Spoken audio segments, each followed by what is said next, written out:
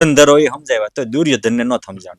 દુર્યોધન ને માટે આપણે વાત નથી કરી. દુર્યોધન વૃત્તિ વાળા માટે તો પ્રશ્ન જ નથી, પરંતુ જેને જિજ્ઞાસા છે, કંઈક જાણવું છે, કંઈક પામવું છે, એની માટે હું અવશ્ય આન્સર આપું. યસ્ય તેજાંસી પ્રલયંતે સર્વતઃ સમાનતઃ, જેના તેજમાંથી બધે છે કે બ્રહ્મ સત્ય છે, કનેક્ટિંગ છે, અને એટલે એના કાર્ય થાય છે. પાવરહાઉસ થી લાઈટ કનેક્ટિંગ છે માટે એક તમને એક્ઝામ્પલ આપવા કે તમે ધર્મના નામે લડો નહીં, આજે જીવો ને જીવવા દો, પ્રેમ કરો અને પ્રેમ લ્યો, એની પ્રેમની પરસ્પર આપલે કરો. નમસ્કાર, જય સ્વામિનારાયણ, વંદે માતરમ, જય સનાતન ધર્મ. કારણ કે આજે વિષય કંઈક એવો લેવો છે. આપણે પૂજ્ય સ્વામી સાથે ઘણી વાર જ્ઞાન ગોષ્ઠી કરી છે. સ્વામીના માધ્યમથી આપણને ઘણી સારી સમજણો પ્રાપ્ત થઈ છે. એવા પૂજ્યપાદ શાસ્ત્રના જ્ઞાતા, શાસ્ત્રનો જેમને ખૂબ ખૂબ અધ્યયન કર્યું છે, પઠન કર્યું છે અને હૃદયસ્થ કર્યું છે, એવા પૂજ્ય બ્રહ્મ પ્રકાશદાસજી સ્વામીના ચરણોમાં આપણે સૌ કોઈ વંદન કરીએ છીએ. સ્વામી જય સ્વામિનારાયણ. જય સ્વામિનારાયણ. આપણે લગભગ 2-3 વાર આપણે સાથે મળ્યા છીએ અને ઘણી બધી વાતો કરી છે. લોકોને પણ ખૂબ ગમી છે. હજારોની સંખ્યામાં લોકોએ આ વાતને વધાવી છે, સ્વીકારી છે અને આનંદિત થયા છે અને પોતાનું જ્ઞાન એને દ્રઢ કર્યું છે. ત્યારે આજનો થોડો પ્રશ્ન છે એ ખાસ કરીને સ્વામિનારાયણ સંપ્રદાયના હરિભક્તોને તો જાણવા જોગ છે જ, પરંતુ સ્વામિનારાયણ સંપ્રદાયને ન માનતા હોય એને વધારે જાણવા માટે છે.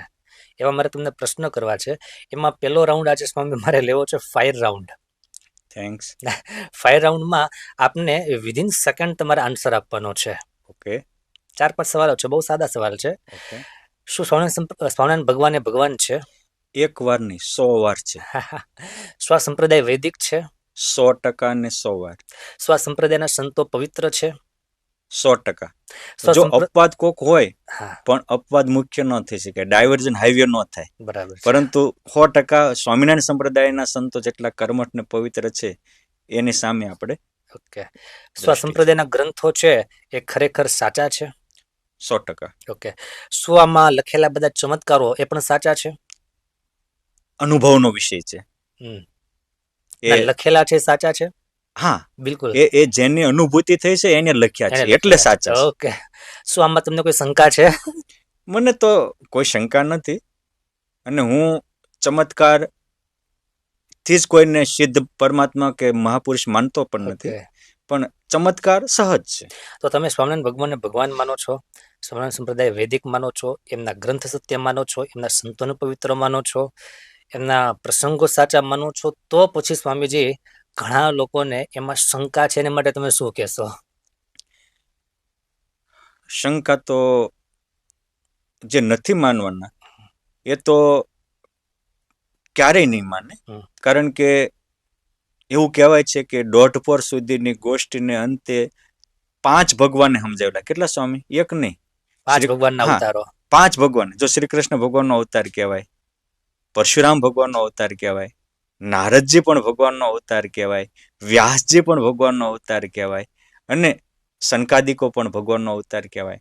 આ બધા અને ભીષ્મ જેવા ધુરંધરો એ સમજાવ્યા તો દુર્યોધન ને ન સમજાણ.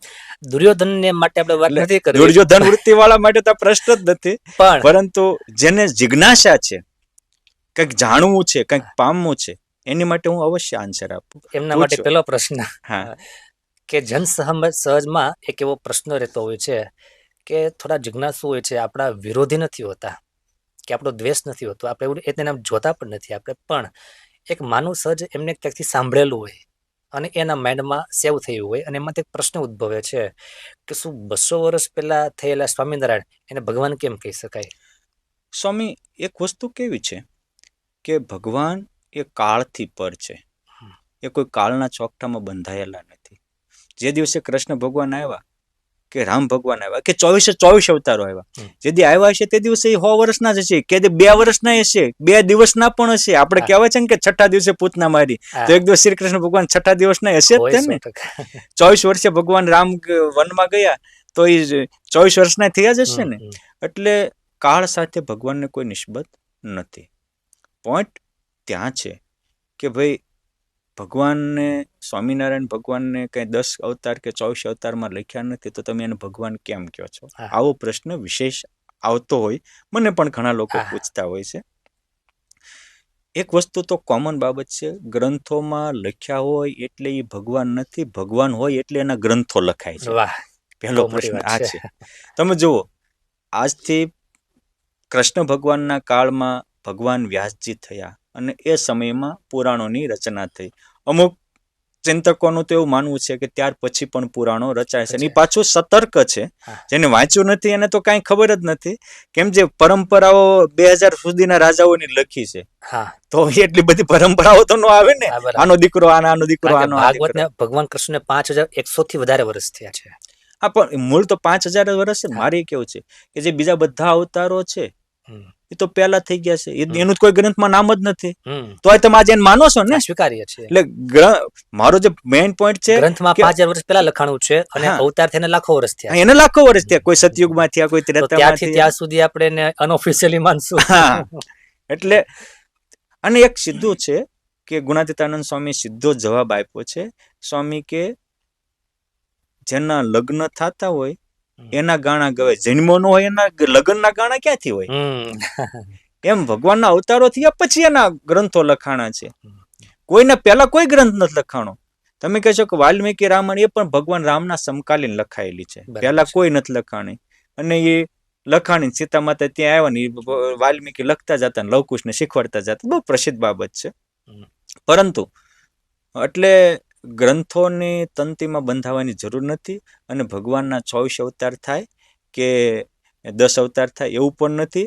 આ બધી 10 ને 24 ની કલ્પનાઓ ક્યાં થઈ ભારત સંસ્કૃતિમાં ખબર છે તમને? શંકરાચાર્ય મહારાજ થયા અને એક જયદેવ કવિ જયદેવ થયા, મહાન ભક્ત. પહેલું વહેલું એને દશાવતારનું એક સ્તોત્ર રચ્યું, ગીત ગોવિંદના રચયિતા. ત્યારથી આ હિન્દુ સંસ્કૃતિમાં પછી બીજા અમુક કવિઓએ 10 અવતારના સ્તોત્ર લખ્યા. એટલે અમુકના મગજમાં ફિટ થઈ ગયું કે 10 અવતાર છે. બાકી આમ ડંકાની ચોટ ઉપર કૃષ્ણ ભગવાને કહ્યું કે સંભવામી યુગે યુગે, તો હજારો યુગો ગયા, તો યુગે યુગે આવે તો તે હજારો થઈ ગયા. અને અવતારા અસંખ્ય, જેમ મોટા સરોવરમાંથી નહેરું નીકળે એમ હજારો અવતારો ભગવાનમાંથી થાય છે.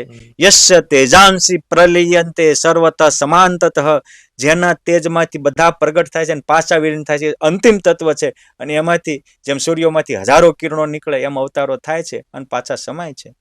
એ અવતારોની સંખ્યા પછી આ 24 અવતારોની વિભાવનાઓ પણ આજે રામાનંદ શંકરાચાર્ય જેની જે સંપ્રદાયો આવ્યો ને, ભારતીય સંસ્કૃતિમાં સંપ્રદાયો નહોતા સમય, આચાર્યો થયા પછી સંપ્રદાય પરંપરા આવી. બરાબર. ત્યાં સુધી એક જ ધર્મ, જીવન મૂલ્યો જ ધર્મ હતા. એશો ધર્મ સનાતન કે જે મૂલ્યો કીધા એ આપણા ભારતીયોના જીવન મૂલ્યો હતા. અને પછી સંપ્રદાયોની આચાર્યો પરંપરા થઈ ને પછી ભારતમાં આ સંપ્રદાયના લોકોને કોઈ કારણોસર વાડામાં ફિટ કરવામાં આવ્યા. તારી કરતા એમ હારો, મારી કરતા તું હારો. બાકી મૂળ પરંપરા આવી નથી. જેનું જીવન ઊંચું એ ઊંચો, જીવન નીચું એ નીચો. જીવન ઊંચું હોય તો સબરીના બોર રામ ખાય અને જીવન નીચું હોય તો રાવણના ઘરે જમવા ન જાય, એને મારવામાં જ. એટલે મૂલ્યો ઉપર. અને ઉપનિષદોમાં મહાભારતમાં લખ્યું છે કે વૃત્તો યશ્ય પરીક્ષણ, એની વૃત્ત એટલે આચરણ જ એનું પરીક્ષા છે. માણસ શુદ્ર છે કે બ્રાહ્મણ છે. કેમ છે પેલા બધા જ બ્રાહ્મણો હતા પણ એના આચરણથી એ નીચે આવ્યા. તમે જો આજે ગાયકવાડ સરકાર ક્ષત્રિય ગણે, મૂળ તો દામા પટેલના દીકરાઓ. અચ્છા. દાવડીના પુના પાસેના દામા પટેલ હતા. એના બાપા હતા નંદુ પટેલ. અને નંદુ પટેલે ત્યાં ગાયો કસાય લોકો લઈને જતા હતા અને વાળી દીધી. એટલે ગાયોને કોટમાં પૂરી દીધી. એટલે ગાયો વાળી એટલે એને ગાયકવાડનું પુના સરકારે બિરુદ આપ્યું. એના બધા ગાયકવાડી કહેવાય. આજે હોલકર પરંપરા છે, સિંધી પરંપરા છે, એ પણ ઇતર જ્ઞાતિ છે. પણ શાસન કર્યું એટલે એ ક્ષત્રિય થઈ ગયા. વિશ્વામિત્ર તપશ્ચર્યા કરી એટલે બ્રહ્મર્ષિ થયા. અને અમુકે તપશ્ચર્યા ન કરી તો બ્રહ્મર્ષિ માંથી પાછા અસુર્યોની સુધી વયા ગયા. અને ભગવાનના અવતારો તમે જોજો ને કોને મારવા થયા છે. હિરણાકશને એ કયા કુળમાં હતા? ઋષિકુળના બધા, બ્રાહ્મણ કુળમાં હતા. રાવણેશ કયા કુળમાં હતો? અને કૌરવ અને કંસ વગેરે કોણ હતા? કોઈ અવતારો નિમ્ન કુળના માણસોને મારવા થઈ જાય એવું મારી સ્મૃતિમાં નથી સ્વામી. એટલે જીવન મૂલ્યો મહત્વનું છે. પરમાત્માને જીવન મૂલ્યો કોઈ પણ જ્ઞાતિના હોય એ જીવન મૂલ્યો કેળવે એ બહુ મહત્વનું છે. ને એ જીવન મૂલ્યો કેળવવાનો મૂર્તિમાન સ્વરૂપ એ શિક્ષાપત્રી છે. આજના જમાના માટે શિક્ષાપત્રી આજની નવી સ્મૃતિ છે. આજ્ઞાવલ્ક્ય મનુસ્મૃતિ એમાં. એટલે 200 વર્ષ પહેલા ભગવાન ન થાય એવો કોઈ નિયમ નથી. ન થાય એવો નિયમ નથી, હજી નહીં થાય એવો નિયમ નથી. હજી હજી ભલે કલ્કીનું એક લીધું, હજી કેટલાય થશે. કેટલાય થાય છે અને સ્વીકારવાના રહ્યા.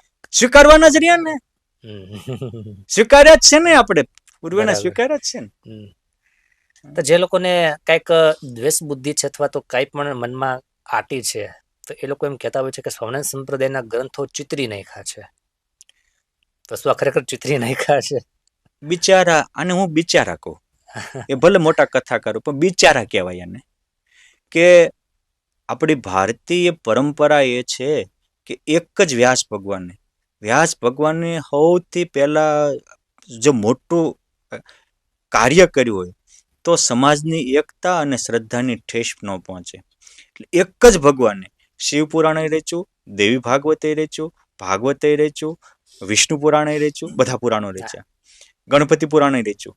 એમાં જે પુરાણ લખ્યું એમાં એને સર્વોત્તમ કહ્યા.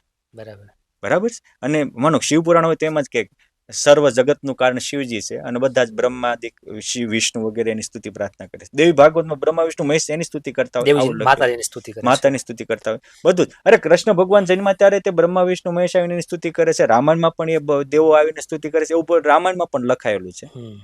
આ આપણી ભારતીય પરંપરા છે કે જ્યારે જેનો મહિમા ગવાતો હોય ત્યારે જે જગતના શ્રેષ્ઠ ઇતર દેવો હોય એ એમની વંદના કરતા હોય. એ દેવોને કઈ વાંધો નથી કરવામાં, અને લખનારા વ્યાસ ભગવાનને વાંધો નથી.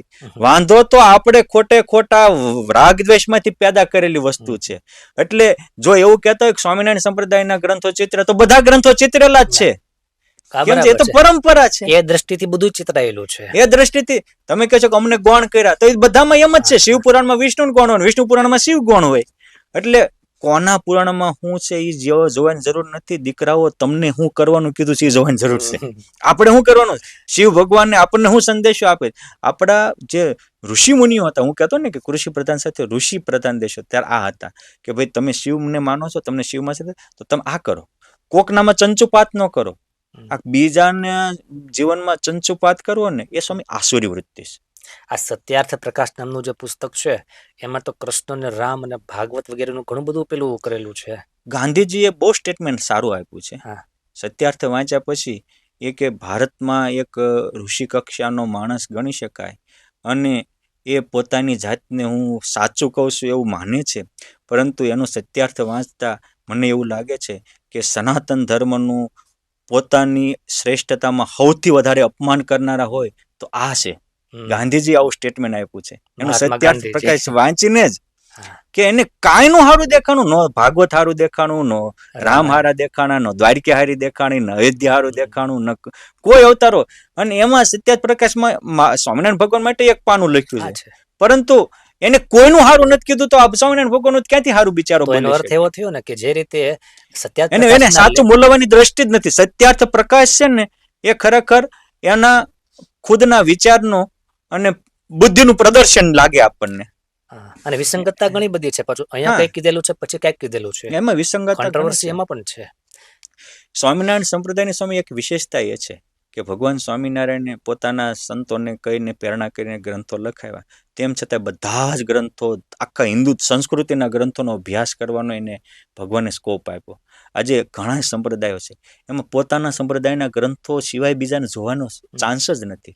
ત્યારે સ્વામિનારાયણ સંપ્રદાયના સંતો હોય એ 18 પુરાણોને વાંચશે, બધા જ ઉપનિષદોને વાંચશે, ઇતર ગ્રંથોને પણ વાંચશે. બધી સંસ્કૃતિમાંથી સારું એ મારું કરીને સ્વીકારશે. અને આજે સ્વામિનારાયણ સંપ્રદાયના મંદિરો હોય કે ગુરુકુલો હોય તો ત્યાં માત્ર સ્વામિનારાયણ ભગવાનના જન્મ ઉત્સવ ઉજવાય એવું નથી. ત્યાં જન્માષ્ટમી ઉજવાય, ગણપતિ ઉત્સવ ઉજવાય, હનુમાન જયંતિ ઉજવાય, શિવરાત્રી પણ ઉજવાય. બધા જ જે કોઈ ભારતીય સંસ્કૃતિના દીપોત્સવ ઉજવાય, નવરાત્રા પણ ઉજવાય. આ બધા જ જળજણી ઉત્સવ ઉજવાય. આજે બધા જ ઉત્સવોની ઉજવણી અને બધા જ ગ્રંથોનું અધ્યયનની જે પરમાત્માએ ઉદાર દિલે આપી છે એ એમની બહુ મોટી વિશેષતા છે. એ સાગરપેટા ભગવાનનો આ દસ્તાવેજી પુરાવો છે. અને એટલે સ્વામિનારાયણ સંપ્રદાયના સંતો સહિષ્ણુ બનીને આવા જે અમુક બોલતા હોય તો સહન કરી અને પોતે પોતાના કાર્યમાં ધ્યાન આપે છે. અને સ્વામિનારાયણ સંપ્રદાયના એ મૂળમાં સંસ્કાર રેડાયા છે કે અમુક મૂર્ખ લોકોને કહીને નહીં, કરીને જવાબ આપો. હા, બરાબર છે. જે મોદી સાહેબ કરીને જવાબ આપે છે. બિલકુલ. એટલે સ્વામિનારાયણ સંપ્રદાય કરીને જવાબ આપવામાં વિશેષ માને છે. એટલે મોટા ભાગના અમુક બોલતા હોય તો પણ ખોટા વિવાદમાં પડતા નથી. પરંતુ જિજ્ઞાસ્યુ લોકોની જિજ્ઞાસાના ખાતર આ અત્યારે આપણે ઉત્તર આપી રહ્યા છીએ. બાકી અમારા કર્તવ્ય પણ ઘણા છે ને અમે કરતા જ હોઈએ છીએ. એટલે કે જે રીતે સત્યાર્થ પ્રકાશના લેખક જે છે તે એમને જે રીતે ભાગવત ખોટું લાગ્યું, એમ આજના જે લોકો છે એ લોકોને આ સ્વામિનારાયણ સંપ્રદાયના ગ્રંથ ખોટા લાગે છે, એવું જ સ્વામી, આ એક કોમન બાબત છે. જેની આંખે પટ્ટી બાંધી હોય અથવા જેને કમળો થયો હોય એને પીળું જ દેખાય. એમ જેને કોઈ પણ સાથે, અને આવું જે કેનાર છે એ કઈ સ્વામિનારાયણ સંપ્રદાયના નહીં, એ તો આજ પહેલા રામ ને કૃષ્ણ ના ખોટા ચિતરતા હતા, એના એ અત્યારે આ ચિતરવા માંડ્યા. એને તો કોઈને ઉત્કર્ષ દેખાતો જ નથી. સ્વામી, કુવાના ડેડક્યા ને સમુદ્રનું કોઈ દી માપ આવે નહીં. આ બધા કૂપ મંડુકો કહેવાય. એટલે એમાં સ્વામી સમય બગાડવા જેવું મને નહીં લાગતું. અને સ્વામિનારાયણ સંપ્રદાયના ગ્રંથોમાં જે ચમત્કારોના પ્રસંગો લખ્યા છે, ભગવાનના ઐશ્વર્યના, ભગવાનના સંતોના ઐશ્વર્યના પ્રસંગો લખ્યા છે, એ કપોળકલ્પિત છે.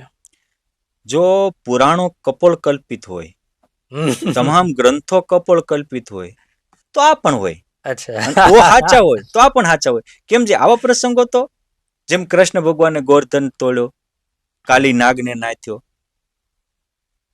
છઠ્ઠા દિવસે પૂતના જેવી રાક્ષસીને મારી નાખી, આ બધા પ્રસંગો છે જ ને. જેમ રામે રાવણથી ન તૂટવી ધનુષ્ય તોડ્યું, સમુદ્ર ઉપર સેતુ બાંધ્યો, આ બધા દેખે અવતારોના પ્રસંગો છે જ તેને. કઈ હું બોલું તમે સાંભળો. હવે અગત્ય મુનિ છે એ આખો સમુદ્ર પી ગયેલો, તમે એક લોટો સમુદ્ર પી જોઈ લો. પુરાણોમાં બધી વાતો છે જ તેને. આપણે બોલીએ ને એવું કઈ થોડું છે. હનુમાનજી સૂર્યને ગળી ગયેલો, તમે જાઓ લ્યો. હવે કપોળકલ્પિત છે કે સત્ય વસ્તુ? સત્ય જ ગણવાનું. તો એટલે જે મહાપુરુષો છે એની માટે કોઈ અશક્ય નથી. અને આ વસ્તુ સ્વામી ચમત્કાર પણ થાય છે, ક્યાં બધાને ચમત્કાર કરવા હોય ને, કે ચમત્કાર કરવા એ છોકરાને ખેલ નથી, અને એ રેઢા નથી પડ્યા. એટલે ભગવાને વચનાવતમાં કહ્યું કે એ સિદ્ધિઓના દર્શન એ સામાન્ય વ્યક્તિઓ માટે દુર્લભ છે. એ તો કોઈ એવા વિરલ સાધના યુક્ત હોય એ થાય. અને અમુક જાદુગરની વસ્તુ હોય એ વસ્તુ અલગ છે, લોકોને ભરમવા માટેનું એ વસ્તુ તો એક દિવસ એનો ભાંડો ફૂટે જ. પણ જેનો આત્મા પરમાત્મા સાથે લાગ્યો હોય સ્વામી, જેને સત્યનો સ્વીકાર હોય, સત્યની અનુભૂતિ હોય, એના સંકલ્પ સત્ય થાય. કોઈ સંતે કે કોઈ વ્યક્તિએ તમને આશીર્વાદ આપ્યો કે જાઓ આ થાય, અને એ થયું, તો સમજવાનું એ વખતે એનો આત્મા પરમાત્મા સાથે લગાયેલો છે, કે બ્રહ્મ સત્ય છે, કનેક્ટિંગ છે, અને એટલે એના કાર્ય થાય છે. એક તમને એક્ઝામ્પલ આપું કે આપણા ગ્રંથમાં એવું લખાણું છે કે ભાઈ ગોપાળાનંદ સ્વામીએ ગ્રહણની ગતિ બદલી નાખી, કે સ્વામીએ વરસાદ વરસાવ્યો. બરાબર છે. તો સ્વામી તો અહીંયા બેઠા હતા વડોદરામાં, અને ગ્રહણ તો આકાશમાં આજે વૈજ્ઞાનિક દ્રષ્ટિએ છે, પરંતુ એની ચેતના પરમ ચેતના સાથે એકાકાર હોય. અને પરમ ચેતના તો બ્રહ્માંડની કાયા, નિર્મિત માયા, રોમ રોમ ઝાકો બેદ બધે, એમ આખા બ્રહ્માંડમાં વ્યાપેલી હોય. તો ત્યાં એ હતા જ, એટલે સંકલ્પ કરીને સહેજ હરખું કરી દીધું, સહેજ આમ હતી ગતિ, સહેજ આમ કરી દીધી. ત્યાં એની ચેતના હતી જ, એટલે એની ચેતના વિશ્વવ્યાપી હોય છે. અને એટલે એ અહીં એક જગ્યાએ બેઠા હોય તો દુનિયાના પહેલા પારનું દેખી શકતા હોય. એ જોગી સ્વામી રાજકોટ ગુરુકુળમાં બેઠા હોય એને કહે કે વિહારી જલ્દી ફોન કર, એ ડલાસમાં ધીરુભાઈ બાબરિયાના દીકરો ઘરમાં છે ને આગ લાગી છે, થળગી જશે. એ એને ન્યા હોય એને ખબર ન હોય, અહીંથી આને ખબર પડે. આ જે ચેતનાઓ છે એ આપણા જેતપુરના મોટા સ્વામી હોય, એ જેતપુર મંદિરમાં બેઠા હોય, અને મુંબઈથી શ્રી હરિ સ્વામી નીકળે અને અકસ્માત થાય, તરત બોલાવે કે મુંબઈમાં આપણા સાધુનું મુંબઈથી બહાર નીકળતા અકસ્માત, જલ્દી વ્યવસ્થા કરાવો. અહીં બેઠા બેઠા કરે. કેમ છે? એની ચેતના પરમ ચેતના સાથે લાગેલી છે, અને એ ભગવાન સર્વજ્ઞ છે, એટલે એની સર્વજ્ઞતા સાથે લાગેલી વૃત્તિને કારણે એ સર્વજ્ઞતા એમાં પ્રાપ્ત થઈ છે, અને એને કારણે આવા પરચાઓ થાય છે. બાકી એ હનુમાનજી મહારાજ પરચા પૂરી શકે? આજે સારંગપુરમાં કરોડોના કષ્ટ હનુમાનજી મહારાજ હરે જ છે ને. હા, અને કોઈકને ન મનાતો હોય તો એકવાર ન્યાય આવીને ખતરો કરવો. બરાબર ને? સરસ, ખૂબ આનંદ થયો. એટલે એક વાત એ પાકી થઈ કે ભારતીય સંત પરંપરામાં જ્યાં જ્યાં ભગવાનની સાથે જે મહાપુરુષોનું જોડાણ છે, ત્યાં ઐશ્વર્ય ચમત્કાર બહુ સહજ છે. હા, અને પાછા એને પરચા ઈચ્છે પામર જાણું. મેન એનું મૂળ લક્ષ્ય તો આત્માને પરમાત્મા સુધી પહોંચાડવાનું છે. પરંતુ લોકોને આમ થાય તો શ્રદ્ધા બેસે પછી સત્યમાં વળગે એટલે પાછા એને માનો કે ગોપાળાનંદ સ્વામીએ હજારો પરચા પૂર્યા છે પણ હજારો પુરુષોત્તમમાં પણ જોડી દીધા છે. ઘરે ઘરે ભગવાન જમાવે એવા પણ કરી દીધા છે. એની મહાનતા છે જે ગોપાળાનંદ સ્વામી જીવન ગાથામાં 3 ભાગમાં વિસ્તારથી લખાયું છે. એટલે કે જે રીતે સ્વામિનારાયણ સંપ્રદાયના પ્રસંગો જેમ કલ્પિત નથી અને જેમ સત્ય છે એવી જે રીતે કે સ્વામિનારાયણ આ ભારતીય સંત પરંપરામાં પછી એ મહારાષ્ટ્રના સંત જ્ઞાનેશ્વર હોય બરાબર છે, સીધી બાબત છે. ઘણા સંતો બહુ થઈ ગયા, બોપદેવ થઈ ગયા, તુકારામ થઈ ગયા, નામદેવ છે, તિલ્લુવલ્લુવર તિરુપતિ બાલાજી, આપણા ગુજરાતમાં કેટલા બધા ગુજરાતમાં બહુ મહાન સંતો થઈ ગયા. આ અત્યારે મોટી જાયગાઓ છે ને વીરપુરની જલારામ બાપા છે, બધી ભજનદાસ બાપા છે, મેરામ બાપા છે, આજે થાય જ છે ને, આજે ત્યાં થાય છે ને. એ કોઈ પણ જેની ચેતના પરમાત્મા સાથે લાગશે સ્વામિનારાયણ સંપ્રદાયનો વિષય કોઈનો વિષય છે અને આ અનુભવનો વિષય છે, આ ચર્ચાનો વિષય નથી. અને કોઈ પણ શંકાનું સમાધાન ચર્ચાથી ને ઉપાસનાથી જ થાય છે. તમારે પામવું હોય તો ઉપાસના કરો, ઉપસવા ન કરો, વાસના વધારવા પણ ન કરો. ઉપાસના અમૃત છે, રાગ દ્વેષ ઝેર છે. માટે અમૃતનું પાન કરો, તમે પણ અનુભૂતિના ઓડકાર પામશો. ખૂબ સરસ. તો આખી આપણી જે આજની ચર્ચા છે એની છેલ્લી 3 મિનિટમાં મૂલવવું હોય કે શાસ્ત્ર, પરમાત્મા અને પ્રસંગો, ઐશ્વર્ય, સ્વામિનારાયણ સંપ્રદાય અને સંપ્રદાયથી ઇતર જે છે, જે સત્ય છે, સનાતન છે અને આપણે એને સ્વીકાર કરીએ, એ બંને વચ્ચેની ભેદરેખા કે બંનેની વચ્ચેની પરસ્પર સંવાદિતા માટે શું કહેશો? જો ભેદરેખા તો આમાં હોય જ નહીં, કેમ જે ભગવાનને કોઈ ભેદરેખા રાખી નથી એટલે આપણે રાખવાનો કોઈ અર્થ પણ નથી. પરંતુ આ સત્ય દરેક ધર્મમાં છે. હિન્દુઓમાં મંદિરો છે તો ઇસ્લામમાં મસ્જિદો છે, ખ્રિશ્ચનોમાં ચર્ચો છે, યહૂદીઓ કે શીખોમાં ગુરુદ્વારા છે. બુદ્ધ ભગવાનને સૌથી વધારે મૂર્તિનું ખંડન કર્યું ને આજ સૌથી વિશ્વમાં મોટામાં મોટી મૂર્તિઓ એની છે. ઇસ્લામોએ સૌથી મંદિરો તોડે ને સૌથી મોટી જાજી મસ્જિદો એની ઊભી છે. સમજાય છે? એટલે આ વસ્તુ તોડવા કરતા જોડવામાં જે આનંદ છે એ મહત્વનો છે. અને ભેદરેખા બીજું તો કે પરંપરા આખી સત્ય છે. દરેક પરંપરાના અનુયાયીઓ એના જે મેઇન સ્થાપકો હોય કે પછીના મહાપુરુષો હોય એના દ્વારા થયેલા નાના મોટા ઐશ્વર્ય પ્રતાપનું વહન એ સ્વીકારે છે. એમ સ્વામિનારાયણ સંપ્રદાયના પણ સ્વીકારે છે. એટલે આપણે બધા એક જ પરંપરાના છીએ. ઇતર પરંપરાઓના મંદિરો છે, આપણી પરંપરાના પણ મંદિરો છે. અને સનાતન ધર્મ હંમેશા સારું એ મારું એને સ્વીકારનારો છે. અને એ એક પહેલા ધોરણનો વિદ્યાર્થી બીજામાં જાય, ત્રીજામાં જાય, ચોથામાં જાય, કોલેજમાં જાય અને એનાથી અપ પણ થાય, ડોક્ટરેટ સુધી જાય. એ રીતે ઋગ્વેદ મૂળ છે, એમાં પુષાદેવ ને ઉષાદેવ ને મૈત્રી દેવ આ બધાના સૂક્તો છે. તે એ વખતે એના મંદિરો પણ હતા. પછી ભગવાન રામ ને કૃષ્ણ આવ્યા, નરસિંહ કે વર આવ્યા, એના મંદિરો થયા ને ઓલા વૈયા ગયા. એમાં સ્વામિનારાયણ આવ્યા પણ મૂલ્યો એમના ઉભા રહ્યા. એ આ સંપ્રદાય કોઈ પણ સંપ્રદાય હોય એના મૂલ્યોને આધારે ટકે છે. અને મૂલ્યો બધા માટે કોમન છે. ધર્મ બધા માટે સામાન્ય છે. નિરુક્તિમાં એનો નિર્દેશ કર્યો છે કે ધર્મસ્તુ સર્વજીવાય અને ઉપાસના તો એકલહ. ઉપાસના મારે ક્યાંની ઉપાસના કરવી મારો વિષય છે, તમારે ક્યાંની ઉપાસના કરવી તમારો વિષય છે. એમ બધા જ જન સમાજને કોની ઉપાસના કરવી પોતાનું વ્યક્તિગત બાબત છે. ઉપાસના માટેના જે લોકો આક્ષેપ પ્રક્ષેપ કરે છે એને ઈશ્વર તત્વ સમજાયું નથી અને એ આધ્યાત્મિક માર્ગમાં શું કહેવાય એની એને ગતાગમ પણ નથી. માટે જેને ઉપાસના કરે, મીરા કે મેરે તો ગુરધર ગોપાલ એના માટે સત્ય છે. હમ તો એક સહજાનંદ ગાવે એ પ્રેમાનંદ સ્વામી માટે ઓકે છે. અને માહિરી મેં તો પુરુષોત્તમ વર પાયો એ મુક્તાનંદ સ્વામી માટે યોગ્ય છે. અને સલુણી સબી સહજાનંદ ઉર્બસી એ બ્રહ્માનંદ સ્વામી માટે યોગ્ય છે. માટે જેને જે નિષ્ઠા બંધાણી અને એને હયાતીમાં છે સ્વામી. આજે હું પરમહંસો કહું છું, ઘણાનો એક પ્રશ્ન હોય છે કે સ્વામિનારાયણ પછીથી ભગવાન ઠેરાઈ દીધા. એ બિચારાને ખબર જ નથી કે એને સ્વામિનારાયણ સંપ્રદાયના સાહિત્ય કે એના પરમહંસોના જીવનમાં ડોક્યું પણ નથી કર્યું. સ્વામિનારાયણ સંપ્રદાયના એક સંતો સ્વામિનારાયણે એને બધી અનુભૂતિઓ કરાવી પછી થયેલા છે. દાસને તો હવે દાસ બનાવી શકે પણ દુશ્મનોને દાસ બનાવી હતા ભગવાન સ્વામિનારાયણ. વિરોધીઓને વશ કરે એ હતા ભગવાન સ્વામિનારાયણ. અને સ્વામિનારાયણ ભગવાનને કઈ નથી બતાવ્યું, કરીને બતાવ્યું છે. હમ, એમ કે કોઈક આવીને કે યમપુરી કોને જોઈશ, તો ભગવાન એક સેકન્ડમાં દેખાડते હતા. હમ, જોઈ લો. એને કીધું કે રામ કે કૃષ્ણ કોણ છે. હજી આજે રામ કે કૃષ્ણ ઉપર પ્રશ્ન ઉઠાવનારા છે સ્વામિનારાયણ સંપ્રદાયમાં સ્વામી એ નથી. હા. આવ્યા તો સ્વીકાર છે. દેખાડ્યા છે. અરે દેખાડ્યા છે. રામ ઉપાસી રામને દેખે, કૃષ્ણ ઉપાસી કૃષ્ણ દેખે, હનુમાન ના દેખે હનુમાન જેવા ભાવ એવા તેવા ભગવાન.